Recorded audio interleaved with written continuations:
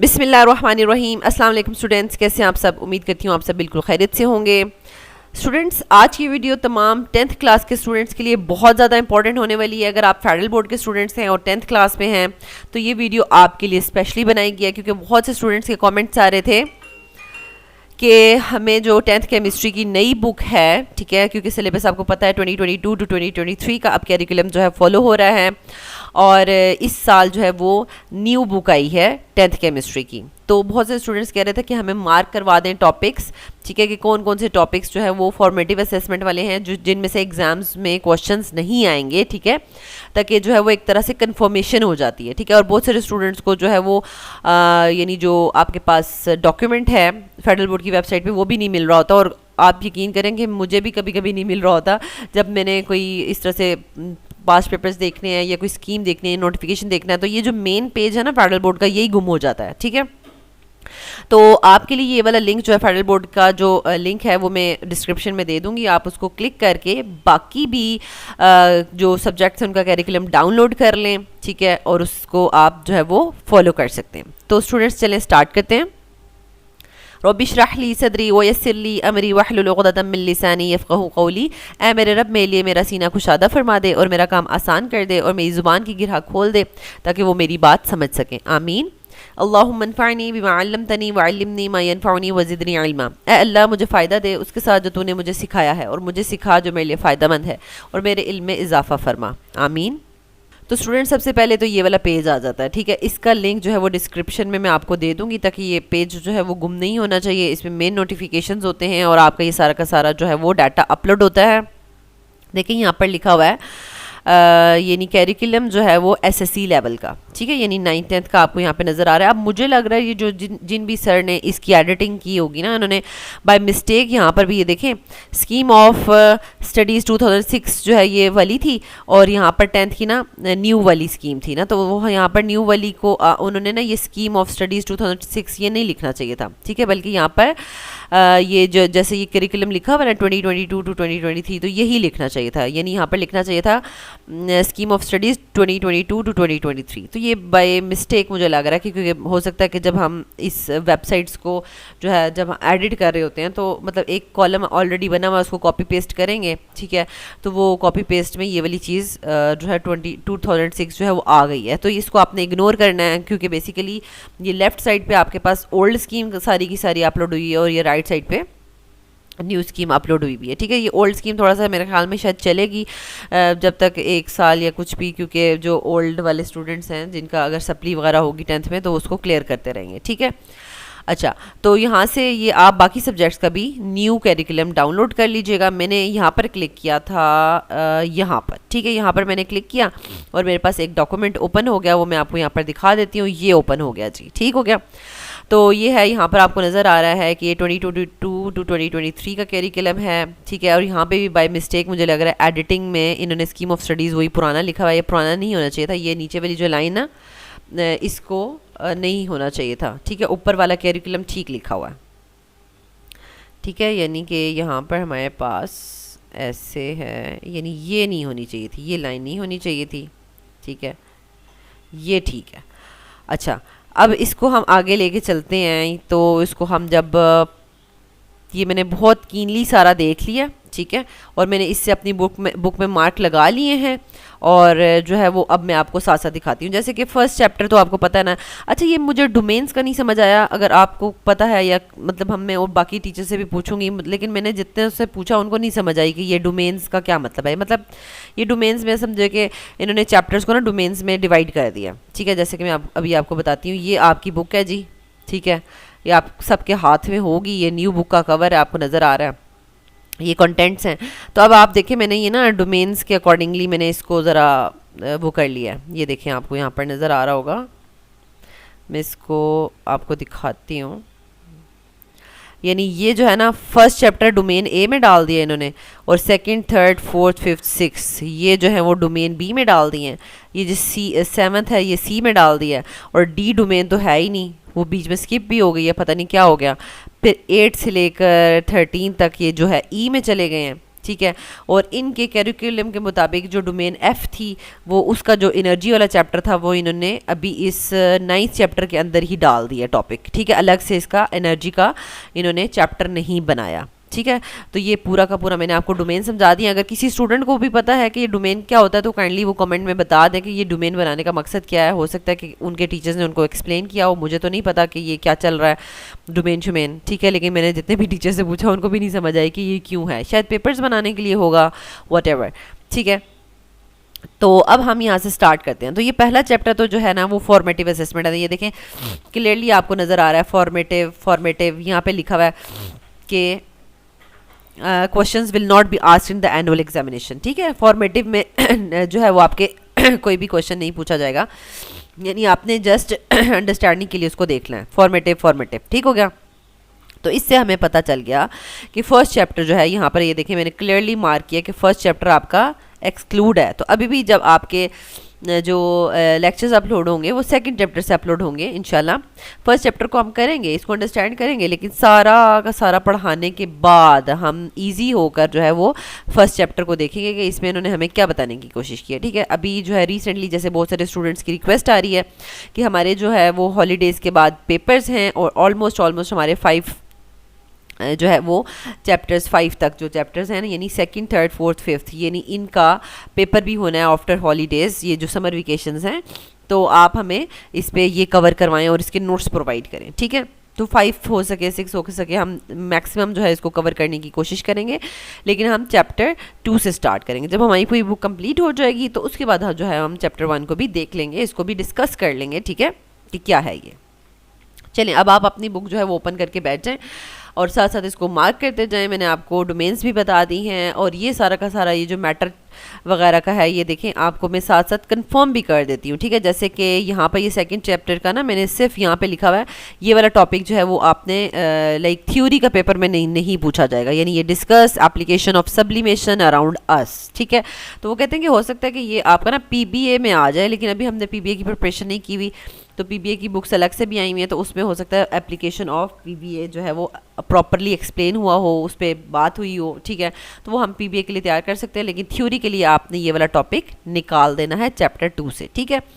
تو اب اس کے لحاظ سے جب ہم نے یہ نکالا تو یہ دیکھیں پیج نمبر تو شو ہو رہا ہے, ہاں پیج نمبر 22 پہ میں نے یہ والا اس پہ کراس لگا دیا, ٹھیک ہے. یعنی یہ میں نے کراس لگا دیا کہ یہ آپ نے like exam point of view سے تیار نہیں کرنا, ٹھیک ہے. اور وہ بھی میں آپ کو یہاں پر دکھا دیتی ہوں, سبمیٹیو یا آپ کو سبمیٹیو نظر آتا جا رہا ہے نا, ٹھیک ہے. تو یہاں پر آپ کو نظر آئے گا یہ دیکھیں سبمیٹیو فار دا پی بی اے, ٹھیک ہے. یہ اس وجہ سے یہ میں نے آپ کا ایگزامینیشن پوائنٹ آف ویو سے جو آپ کا تھیوری کا پیپر ہوگا اس میں سے یہ نکالا ہے, لیکن ساتھ میں نے چھوٹا سا لکھا ہے پی بی اے, تو آپ بھی لکھ دیجیے گا, ٹھیک ہے. آپ نے یہاں پہ اس کو لکھ دینا ہے پی بی اے, ٹھیک ہے. یہ دیکھیں میں نے بھی لکھا ہوا ہے تاکہ آپ کو پتہ ہو کہ یہ پی بی اے کے لیے جو ہے وہ ویسے اس میں سے نہیں آئے گا پیپر, لیکن پی بی اے میں سے اس میں سے کوشچن آ سکتا ہے, ٹھیک ہو گیا. چلیں یہ بھی نوٹ کر لیا آپ نے. اب آ جاتے ہیں تھرڈ چیپٹر کی طرف, ٹھیک ہے. ادھر چلے جاتے ہیں, ادھر اس کو ایسے کر لیتے ہیں, ٹھیک ہے. تھرڈ میں اسٹاکیومیٹری آ جائے گا, ٹھیک ہے. اب آپ نے یہ چیز نوٹ کرنی ہے کہ یہ جو فرسٹ کالم میں تو ڈومینس تھا, دوسرے میں کنٹینٹ ایریا ہے نا, تو بیسیکلی یہ کنٹینٹ ایریا میں ہمارے چیپٹرز ہیں, ٹھیک ہے. یعنی جو چیپٹرز کے نیمز ہیں نا وہ سارے آپ کو نظر آ رہے ہیں, ٹھیک ہے.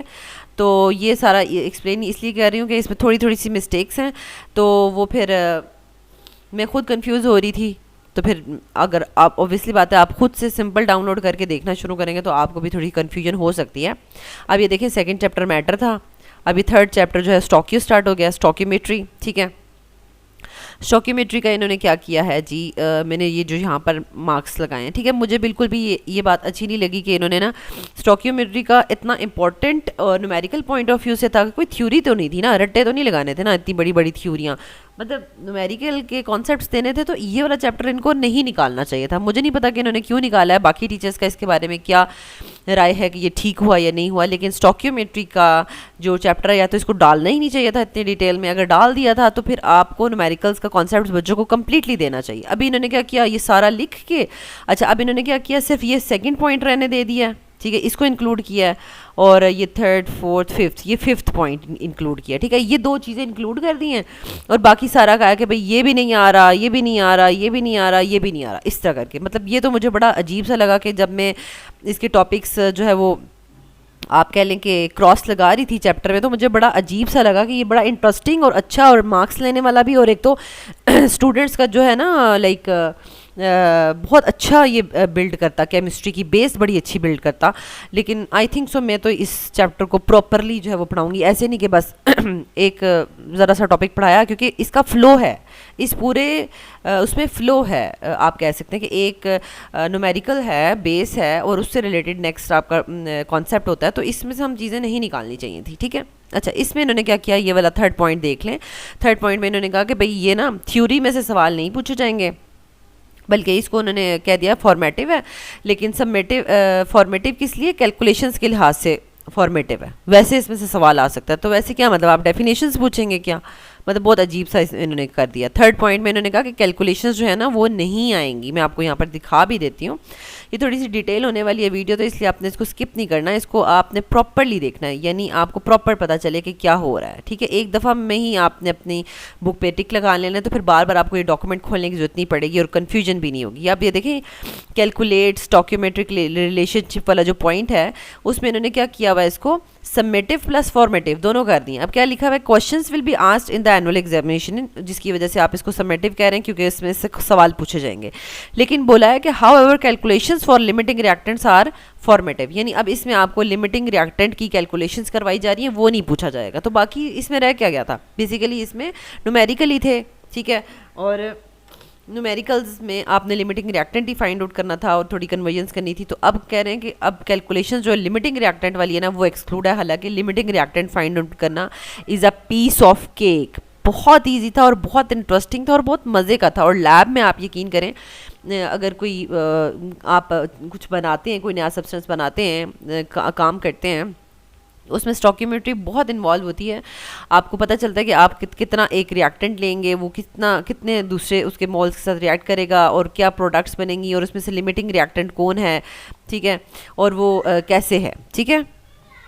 تو یہاں پر اور پھر دوسرا آ جاتا ہے, یہاں پر ایک اور انہوں نے نکال دیا ہے topic, سبمیٹیو for the P be اے لکھ دیا ہے, ٹھیک ہے. جو سبمیٹیو فار دا پی بی اے یہ میں نے آگے لکھ دیا ہے, آپ نے بھی اپنی بک میں لکھ دینا ہے کہ آپ نے ابھی تھیوری کے پیپر کے لیے تیار نہیں کرنا, بلکہ یہ پی بی اے میں اس سے ریلیٹڈ کوشچنس پوچھے جائیں گے. یعنی آپ نے concentration of solution in titration اس کو کیلکولیٹ کرنا ہے یوزنگ امپیریکل ڈیٹا, جو ڈیٹا دیا جائے گا, ٹھیک ہے, اس سے جو بھی نیومیریکل آئیں گے. تو یہ آپ کا تھیوری کے لیے ایکسکلوڈ ہو چکا ہے. اور لاسٹ ون بھی جو ہے یہ دیکھیں فارمیٹیو شو ہو رہا ہے, ٹھیک ہے, یہ بھی فارمیٹیو ہے, کیلکولیٹ پرسنٹیج وغیرہ, تو یہ بھی ہم نے فارمیٹیو کے لیے نکال دیا. تو اب آپ کو آئی ہوپ سو کہ کمپلیٹلی پتہ چل گیا ہے, اور یہ مطلب اس میں سے کیا نہیں آ رہا اور کیا آ رہا ہے, ٹھیک ہے. یعنی فرسٹ پوائنٹ کو آپ نے کراس لگایا, پھر سیکنڈ انکلوڈیڈ ہے, تھرڈ کو کراس لگایا, پھر فورتھ کو کراس لگایا, ففتھ انکلوڈیڈ ہے, اور سکستھ کو کراس لگایا, ٹھیک ہے. تو یہ آپ نے کراس لگا دینا ہے, اور دس ون کو فار پی بی اے بھی لکھ دینا ہے, ٹھیک ہے. اب آپ اپنی بک کھول لیں اور جس پہ کراس لگواتی جا رہی ہوں تو اس پہ لگاتے جائیں. مولر والیوم پہ کراس لگا دیں, ٹھیک ہو گیا. اچھا, پھر آپ لگا دیں پرسنٹیج کمپوزیشن کے اوپر کراس لگا دیں. اچھا, پھر آپ لگا دیں جی لمیٹنگ اینڈ نان لمیٹنگ ریئیکٹنٹس کے اوپر کراس لگا دیں. ان کی کیلکولیشنز جو ہیں وہ آپ کو کہا گیا کہ آپ سے نہیں پوچھا جائے گا. پھر آپ لگا دیں جی cross theoretical yield, actual yield and percentage yield کے اوپر کراس لگا دیں. اچھا, پھر آپ لگا دیں پرسنٹیج پیورٹی کے اوپر کراس لگا دیں. یہ پتہ نہیں چیپٹر ڈالا کیوں ہے, مجھے تو سمجھ نہیں آ رہی, ٹھیک ہے. تو یہاں تک یہ سارا کمپلیٹ ہو چکا ہے. چیپٹر 4 کے اوپر مطلب ٹک لگا ہوا ہے, تو اس کا مطلب ہے کہ پورا کا پورا انکلوڈیڈ ہے. چیپٹر 5 جو ہے اس میں سے دیکھ لیں کہ فرسٹ, سیکنڈ اینڈ ففتھ, ٹھیک ہے, یہ یعنی explain the effect of rate, یعنی ان پہ کراس لگا دیں آپ, ٹھیک ہے. اور اس کے لحاظ سے آپ اپنی بک پہ بھی یہ جو ہے وہ کولیجن تھیوری پہ کراس لگا دیں. اچھا, پھر آپ لگا دیں جی catalyst and their role in the reaction kinetics, اس پہ کراس لگا دیں. اچھا, پھر آپ لگا دیں جی factors affecting the rate of reaction, اس پہ کراس لگا دیں ایسے کر کے, ٹھیک ہے. یہ بھی نہیں آئے گا, مطلب یہ میں نے ٹک لگا دیا, اس کا مطلب یہ نہیں ہے کہ یہ آئے گا, اس پہ کراس لگانا ہے ایسے, ٹھیک ہو گیا. اچھا پھر آ جائیں چیپٹر 6 کے اوپر. اس کے اوپر ٹک لگا ہوا ہے, اس کا مطلب ہے یہ فل انکلوڈیڈ ہے. چیپٹر 7 میں سے انہوں نے صرف ایک ٹاپک نکالا ہے, ٹھیک ہے, اور چھوٹا سا چنو سا ٹاپک نکالا ہے, اور یہ بیچارہ نکالا کیوں یہ بھی مجھے سمجھ نہیں آئی. بھئی اس میں کیا تھا ایسا جو آپ نے نکال دیا ہے, ٹھیک ہے, پورا انکلوڈ ہو سکتا تھا لیکن واٹ ایور, مجھے نہیں پتا کہ یہ کیا تھا. اچھا اس کے لیے آپ نے جو وہ والا جو انہوں نے ٹاپک نکالا ہے تو اس سے ریلیٹڈ آپ کے پاس role of nitric acid and nitrogen dye oxide in the formation of acid rain, ان کا direct role in acid rain formation, یہ دونوں بھی ان پہ بھی کراس لگا دیں, اور over all impact on the acid rain اس پہ بھی کراس لگا دیں. ٹھیک ہو گیا. اچھا یہ چیپٹر 7 نکل گیا. چیپٹر 8 کمپلیٹلی آ رہا ہے بھائی, ٹھیک ہے, چھوٹو سا چیپٹر ہے. چیپٹر 9 بھی بہت انٹرسٹنگ ہے, کمپلیٹ آ رہا ہے. اور اچھا یہاں پر ایک چیز نوٹ کریں, یہ آپ کو نظر آ رہا ہے نا, یہ دیکھیں میں آپ کو دکھاتی ہوں یہاں پر,